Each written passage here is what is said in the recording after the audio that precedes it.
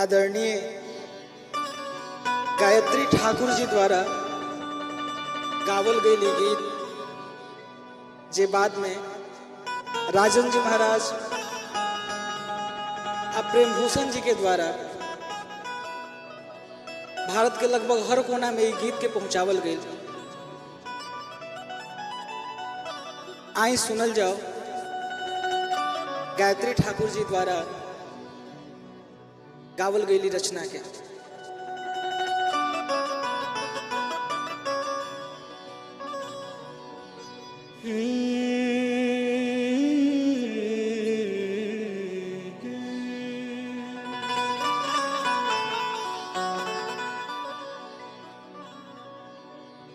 करुणा निधान रउआ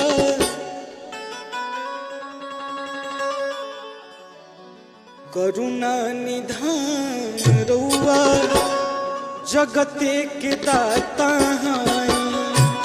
करुणा निधान रउआ जगते के दाता हैं।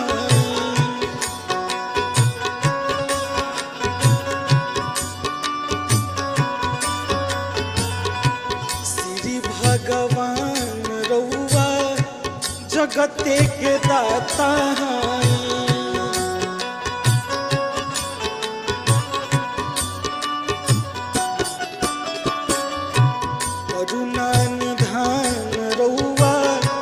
जगते के दाता हैं।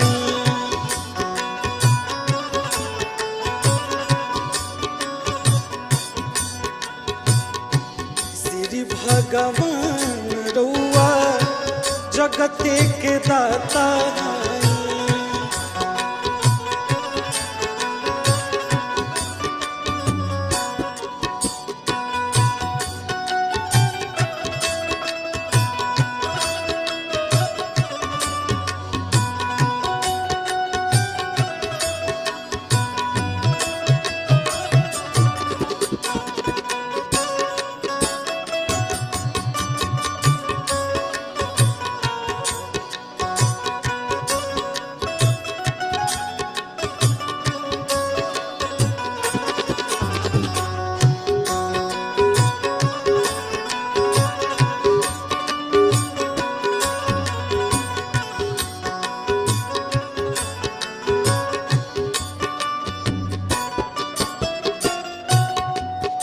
आउ का कहतनी वहां के मती के फेर देनी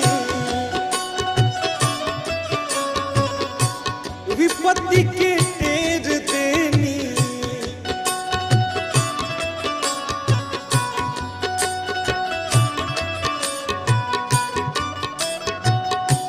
मती के फेर देनी विपत्ति के टेर देनी। समान रउआ जगते के दाता हैं। करुणा निधान रउआ जगते के दाता हैं।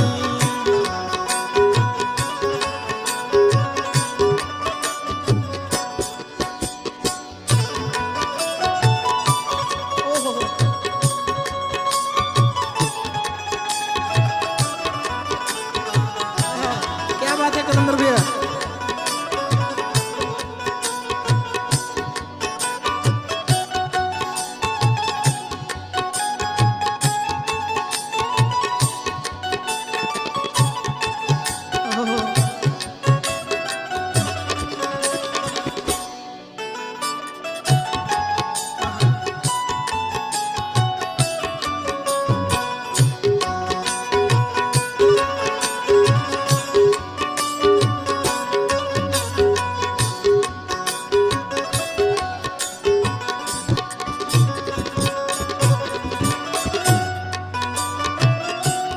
राह के मार देनी गज के उबार देनी।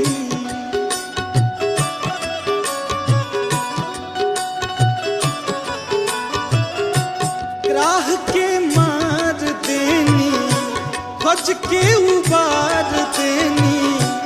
जाने जहान रउआ जगते के दाता हई श्री भगवान रउआ जगते के दाता हई।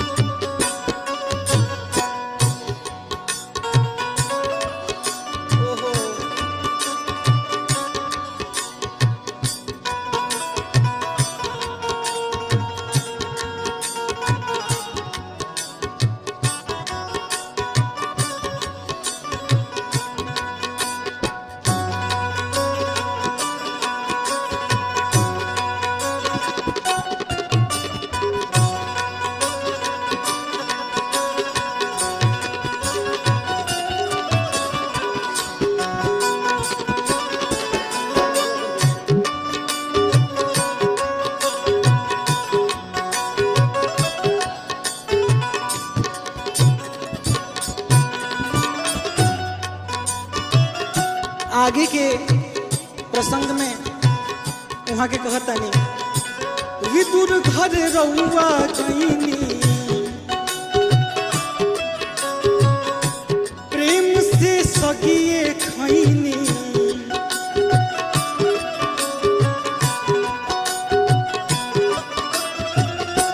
विदुर घर रउआ गईनी प्रेम से सगिए खैनी छोड़ी पकवान रउआ जगते के दाता हई करुणा निधान रउआ जगते के दाता हई।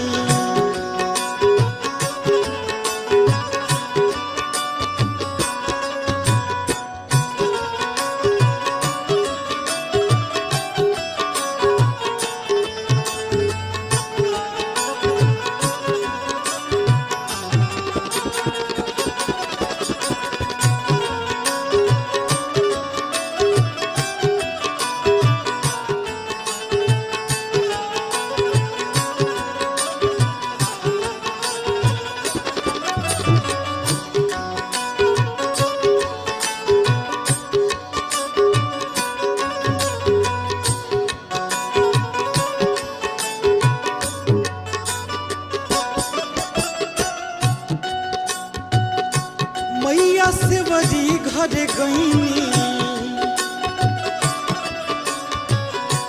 झूठ बैरन के खैनी